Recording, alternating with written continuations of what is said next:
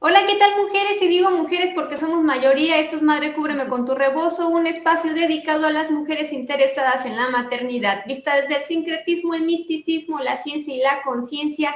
Bienvenidas, comenzamos. Mi nombre es María del Refugio Esquivel y el tema de hoy es maternidades en reclusión.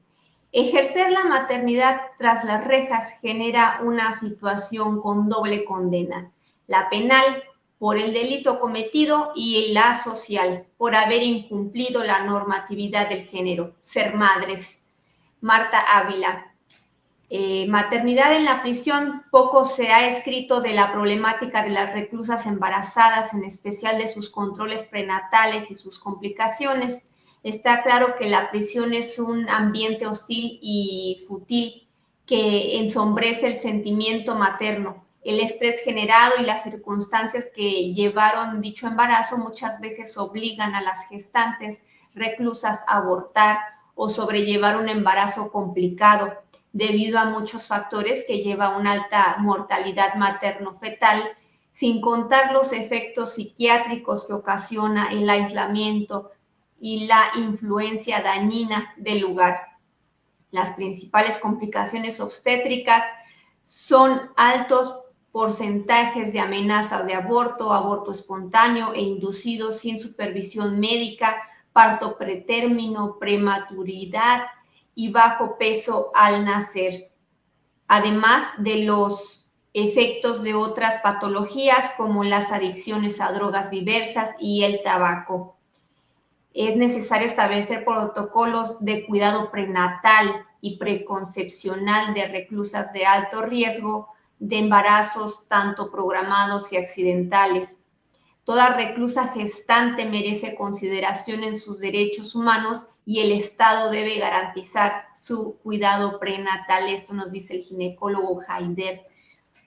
Y para platicar de esto tenemos de invitada a la maestra Lucero Escobar Nieto, licenciada en Psicología por la Facultad de Psicología de la Universidad Michoacana de San Nicolás de Hidalgo, estudios de maestría en Filosofía de la Cultura en la Facultad de Filosofía de la Universidad Michoacana, diplomados en Género, Masculinidades y Teoría Feminista, participante de diversas organizaciones de la sociedad civil, que trabaja en la promoción y defensa de los derechos humanos y de la prevención y atención de la violencia de género, cursos en áreas como derechos humanos, reinserción social, sistema penitenciario y sistema de justicia penal, ganadora del segundo lugar nacional en el primer concurso nacional de investigaciones criminológicas y derechos humanos en 2020.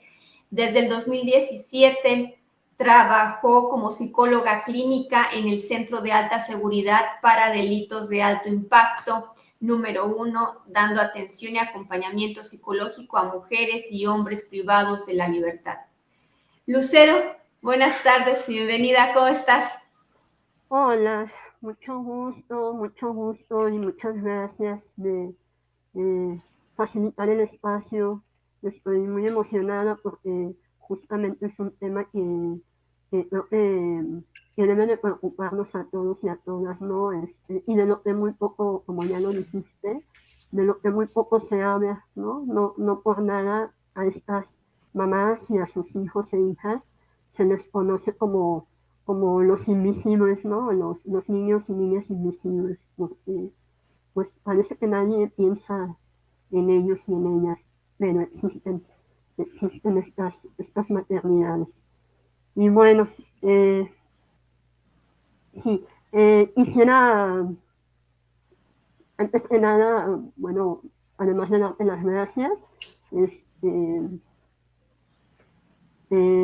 compartirles que, bueno, esto es un tema muy amplio y no me va a alcanzar el tiempo para decir mucho, hay muchas cosas que decir, pero sí, creo que lo principal para mí, por lo menos, que me apasiona y que vivo de cerca estas maternidades, es que pensemos no solamente estas maternidades y estas infancias, sino también el tema de la justicia, ¿no? Justamente ahora que escuchamos muchas voces queriendo aumentar los delitos que se castigan con cárcel y los años los años en prisión, porque eso no tiene mucho sentido, no repara nada.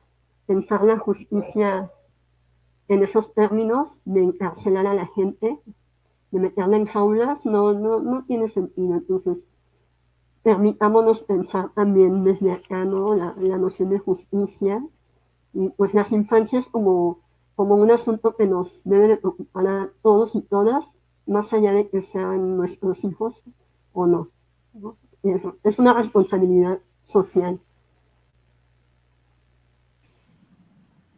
Sí, así es, Lucero. Y creo que esta parte que decías, ¿no? De que poco se habla, poco se escucha, a lo mejor porque tenemos muchos prejuicios, ¿no? Alrededor de estas mujeres que están pagando una condena que la mayoría de las veces, y retomando esto también que dices, ¿no? De que la cuestión de la justicia, ¿no? Porque no siempre se lleva a cabo un juicio justo, ¿no? No se les está llevando un proceso justo y muchas de estas mujeres pues están pagando condenas que no las deberían de llevar ellas, ¿no? Y no deberían de estarlas ahí, ¿no? Y en este sentido, Lucero, ¿a qué se enfrentan las mujeres en los penales? Y en este caso las mujeres que están maternando, ¿no? Porque ¿a qué se enfrentan, no?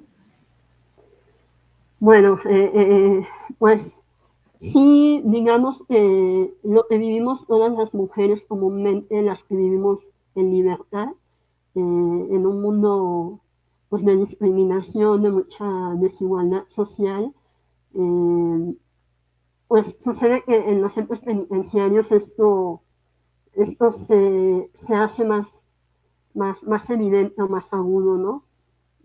La cárcel no la viven del mismo modo los hombres que las mujeres, como tampoco la viven del mismo modo aquellas mujeres o hombres que tienen una condición económica, pues que les permite estar pagando, ¿no? Porque, bueno, seguramente todos han escuchado y esto está muy bien documentado, todos los servicios en las cárceles de todo el país y de la gran mayor parte del mundo cuesta el acceso a alimentos, a servicios, a bienes o insumos básicos, tiene un costo. Entonces, eso hace una gran diferencia. Pero en términos de pensar la realidad específica de las mujeres, bueno, de entrada, hay que decir, ¿no? Que pues más o menos el 6% de la población que tenemos en México en los centros penitenciarios, que son más o menos alrededor de 220,000. Este es un dato de 2021. El 6% solamente son mujeres. La otra población, 94% son hombres. Y esto pues tiene una lógica, ¿no? Si nos ponemos los lentes de género, esto tiene una explicación. Quienes más se vinculan en actividades delictivas o no necesariamente que sean responsables de un acto delictivo, pero sí que se involucran en ciertas actividades de riesgo y que terminan por diferentes razones en una cárcel, pues son los hombres, ¿no? Es una cuestión de género que desde ahí es muy evidente. Entonces, pues las cárceles están hechas por hombres, ¿no? En un sistema patriarcal están hechas por hombres y pensadas para los hombres. Entonces, en México hay muy pocos y apenas hace algunos, no más de 20 años, hubo una reforma en la ley en la que a través de la Constitución mexicana, la Ley Nacional de Ejecución Penal, se mandató que se crearan centros penitenciarios específicos para las mujeres, de tal modo que a la fecha contamos con 17 centros penitenciarios, de 420 más o menos que hay en el país, que son específicos para las mujeres. Y esto es muy importante porque antes las mujeres compartían espacios hechos para los hombres y esto las colocaba en una situación de riesgo, con dormitorios que a veces no se les garantizaba la seguridad, el acceso a servicios de atención médica y otros en general. Como ahora ocurre, no al 100%, pero un poco mejor en las condiciones en general en los centros femeninos, ¿no? Sin embargo, sigue habiendo diferencias. Los espacios penitenciarios donde hay mujeres son muy pequeños y viven la misma desigualdad que allá afuera. Eh, la mayoría de las mujeres vienen de contextos de mucha pobreza, de mucha violencia, tienen historias de mucha violencia psicológica, sexual, de mucha pobreza. Eh, y también sucede que estas mujeres viven pues mucho más, en mayor medida el abandono de sus familias, a diferencia de los hombres, a las mujeres a lo mejor en 2 años, todavía en los primeros 2 años tienen visitas, pero pasados los 2 años dejan de visitarlas. Ya los hombres no, o sea, pueden pasar 10, 20 años y siguen recibiendo visitas. Y también hay una razón, generalmente las mujeres, la mayor parte de las mujeres están en el cerezo, en algún cerezo del país, en el momento de su detención ya eran mamás. Uh-huh. Algunas, algunos datos nos dicen que alrededor del 60% de estas mujeres que hoy día están en la prisión, pues ya tienen hijos. Muchas ya los tenían y muchas durante su proceso de privación de libertad los han tenido. Tenemos una población penitenciaria además de mujeres que tienen entre 18 y 40 años. Pues estamos hablando que más o menos el 80% de las mujeres que están en reclusión tienen entre 18 y 40 años. Y esto es importante porque pues están en una etapa reproductiva. Entonces, las que ya tenían hijos, pero además las que no los tenían, los pueden tener o los están teniendo en prisión. Uh-huh. Y bueno, esto también genera otras condiciones de mayor vulnerabilidad, ¿no? Porque el acceso a los servicios, como te comentaba, si bien es cierto que hay una serie de marco jurídico que obliga al Estado a proveer todos los servicios, alimentación, médicos, vestido, que los hombres y las mujeres necesitan, están en prisión, lo cierto es que pues, las cosas no funcionan así, ¿no? El sistema penitenciario en el país es un sistema al que no se le asigna mucho presupuesto, es como ese fenómeno de lo que pues el Estado pues parece no querer saber, como si no fuera muy importante y entonces pues no hay dinero, ¿no? Entonces las mujeres tienen que solventar para sí mismas todo lo que necesitan, pero además cuando tienen hijos e hijas, pues solventar lo que necesitan sus hijos. En el caso de las mujeres que ya tienen hijos, por ejemplo, quienes se quedan al cuidado de sus hijos e hijas son casi siempre la familia materna. Entonces, esta es una razón que hace todavía más difíciles las circunstancias y la historia de vida de estas mujeres y de su familia, porque de por sí ya vienen de contextos de mucha violencia y de mucha precariedad, pues al estar ellas privadas de la libertad, pues esto se vuelve todavía más complicado. Entonces muchas veces las familias o las mismas mujeres tienen que decidir entre recibir una visita de sus hijos e hijas o comer a lo mejor un día, ¿no? Entonces, también gran parte de la poca visita que reciben tiene que ver con esto, con que las mujeres priorizan el bienestar de sus hijos e hijas por encima del de ellas mismas, a diferencia de los hombres, ¿no? Claro que hay hombres y papás muy responsables, pero pues también hay muchos que eso pasa a segundo término, ¿no? Porque saben que finalmente va a haber una mujer, una abuela, una madre que se va a hacer cargo de sus hijos e hijas y que ellos no están totalmente desamparados. Entonces, entre otras cosas que pues también están muy documentadas en los centros penitenciarios, la falta de seguridad todos los días, si bien no escuchamos todo lo que pasa, pero sí escuchamos pues motines, riñas, todas esas cosas que se oyen pues pasan, ¿no? Y están muy documentadas. No hay seguridad ni para las mujeres ni para los hombres, ni para las infancias que viven en prisión. No se garantiza la seguridad de estas vidas. Entonces, bueno, en esas condiciones viven, viven las mujeres, la falta de atención, la falta de acceso a educación y una serie de desigualdades y injusticias sociales, pues bastante graves.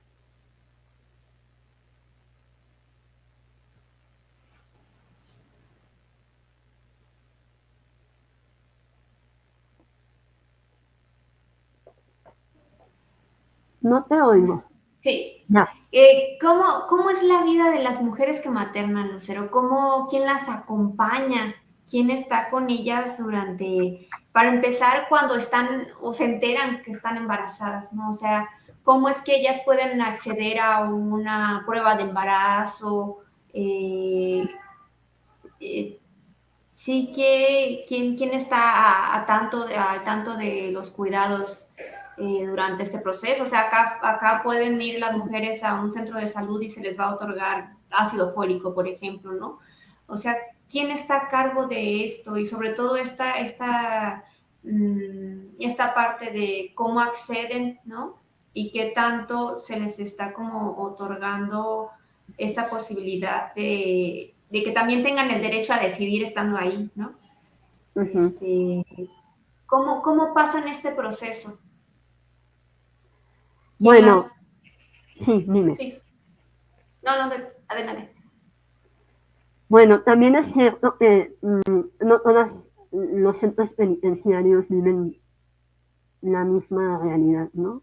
Sí hay cosas muy comunes, pero hay centros penitenciarios en los que, por ejemplo, el acceso a un servicio médico especializado no lo hay, a menos que haya como una situación médica en la que el médico general se vea incompetente para realizar un diagnóstico o un procedimiento médico de segundo nivel tal vez, se hace una referencia a hospitales externos, ¿no? Casi siempre pues son hospitales de salud del Estado, ¿no? Públicos. Eh, pero hay otros cerezos, centros penitenciarios, que son muy pocos, yo sé tal vez de 3 o 4 en el país, de los 17 que tenemos, donde las mujeres sí cuentan con atención específica para ellas, como el caso pues, de un ginecólogo o una ginecóloga. Esto hay que decirlo, pues la Ley Nacional de Ejecución Penal marca muy claramente que debe de, bueno, uno de los derechos que tienen las mujeres, que no dejan de ser seres humanos, es el derecho al acceso a la salud. Y que las mujeres tienen que tener atención médica específica.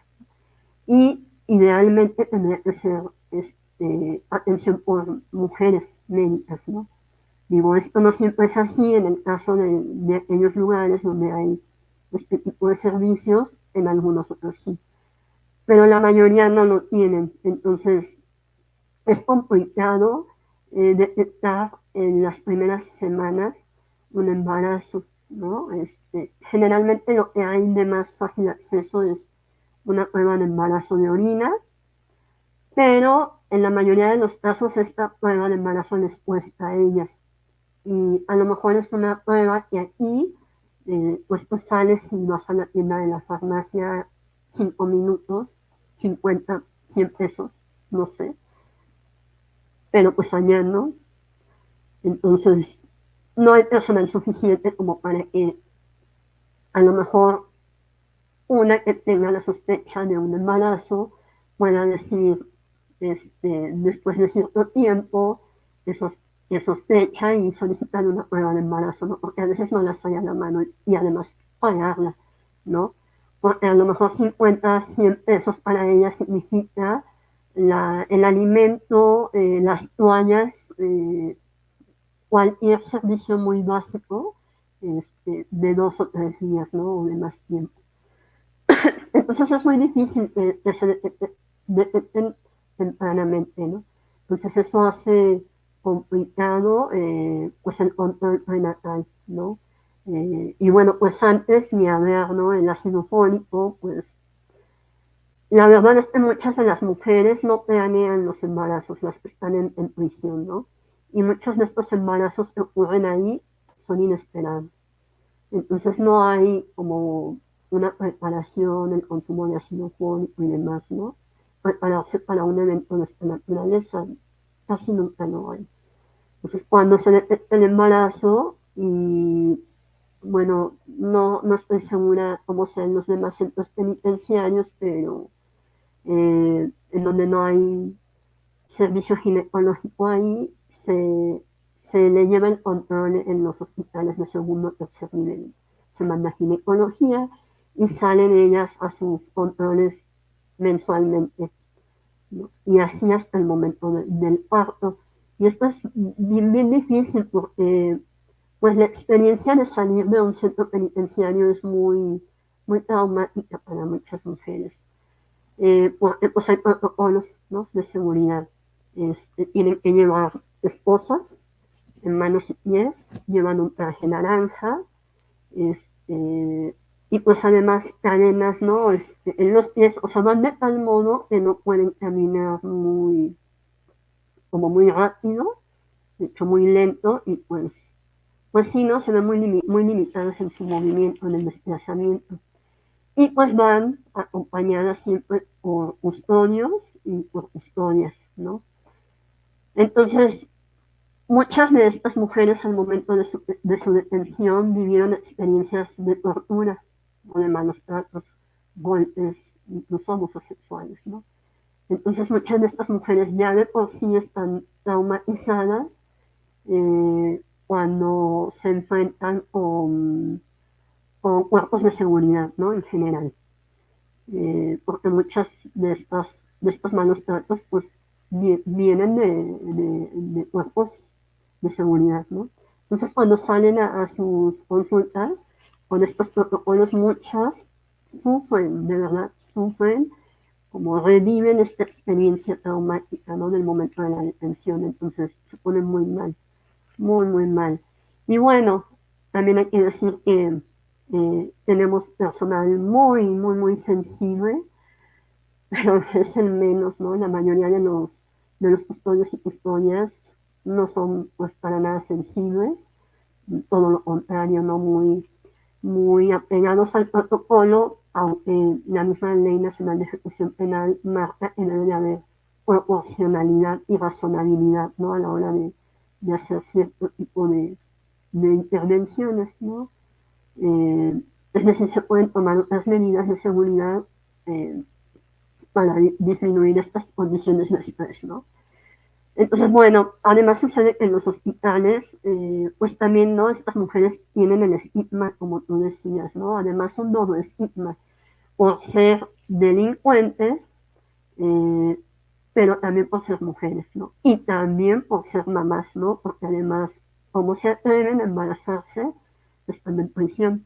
Entonces, muchas de ellas reciben muy malos tratos de parte del personal médico. Sí, también nos hemos encontrado con experiencias muy humanizadas de personal médico muy, muy sensible. Ay, y los celebramos y los festejamos, pero la verdad es que la mayoría no es así. No es así. Entonces, son experiencias muy, muy desafortunadas y pues el momento del parto, pues también, ¿no? Nos hemos encontrado, por ejemplo, casos y muchos de ustedes pueden echarle un ojo en la red y las experiencias de mujeres que han parido, pues los protocolos son que no reciben visita y que todo el tiempo, por ejemplo, están esposadas a la camilla, ¿no? Es muy común, por ejemplo, que cuando nace el bebé, eh, no se le permite al bebé estar en los brazos de su mamá, ¿no? Porque hay una idea, como en el personal de seguridad, de que si el bebé está con ella se puede escapar. Es más probable que ella intente escapar. Entonces tratan de mantener con mayor distancia a los bebés y a las bebés recién nacidos, ¿no? Pero además, por cuestión de seguridad, las mantienen esposadas a las camas, a las camillas. Entonces esto hace muy difícil, además que puedan las mamás pues hacer este contacto piel con piel, ¿no? Que nosotros sabemos que es tan necesario, llevar una lactancia porque no pueden sostener a sus bebés, hacer un cambio de pañal, además pues sabemos muy bien, ¿no? En el hospital público cómo funciona, que aunque haya muy buenas enfermeras que nos apoyan, pues también no la cantidad de usuarias que hay, pues a veces no permite, ¿no? Que tengamos tal apoyo y pues en esas condiciones pues se hace todavía más difícil. Y así una serie de violencias que padecen las mujeres, ¿no? Son experiencias pues muy dolorosas para ellas. ¿No? Y bueno, la vuelta al centro penitenciario pues también supone otra serie de complejidades, ¿no? Como no tener un espacio a lo mejor adecuado donde colocar el bebé, una cuna, ciertos horarios donde tienen derecho a lo mejor a salir de sus estancias, pero también ciertos horarios donde pues se cierran las puertas, ¿no? Y a veces no hay personal de seguridad ni personal médico que esté ahí pues al pendiente, ¿no? Si los bebés se enferman en la noche, si no hay medicamentos, pues no hay pediatras, entonces es muy difícil. Además, los espacios pues no están pensados tampoco para las infancias, hay muy pocos, mm, por ejemplo, aquí en Michoacán tenemos solamente un cerezo donde sí hay un centro de educación inicial donde los bebés pues tienen todas las condiciones, ¿no? De la educación inicial, maestras, atención médica, sus vacunas ahí. Y eso les permite también a las mamás pues trabajar, ¿no? Tener un espacio donde puedan dejar a sus hijos e hijas y trabajar, ¿no? Porque no hay de otra, hay que trabajar. Pero en la mayoría de los centros penitenciarios no hay centros de atención infantil, educación inicial, no hay espacios de recreación, ¿no? Un espacio con tapetes, árboles, juguetes, no los hay. Y mucho menos pues personal especializado para atender estas infancias. Entonces pues eso hace que estas mujeres pues prácticamente están maternando en soledad, ¿no? Y en pobreza y en pues viviendo no solamente ellas, pues todas estas vulnerabilidades, violencias, pues sino también sus hijos e hijas, ¿no? Y digo, esto no lo digo yo, ahí están todos los diagnósticos que hace cada año el sistema penitenciario y otros diagnósticos, ¿no? De organizaciones civiles y de mecanismos de supervisión nacionales e internacionales. Lucero, mira, se viene la Semana Internacional de la Lactancia Materna, ¿no? Y me llama mucho la atención esto que mencionas, que ni siquiera, o sea, les permiten estar con sus hijos e hijas en el momento del nacimiento para que estén al lado y generar este contacto piel con piel, ¿no? Y que sabemos, como tú decías también, todo lo que se genera a partir de tener cerca a tu cría y que empieces como a amamantar. Entonces ellas no tienen la posibilidad de que amamanten, o sea, si a una que está acá y que no tienes la información, me imagino que ellas tampoco tienen derecho a esta información o no están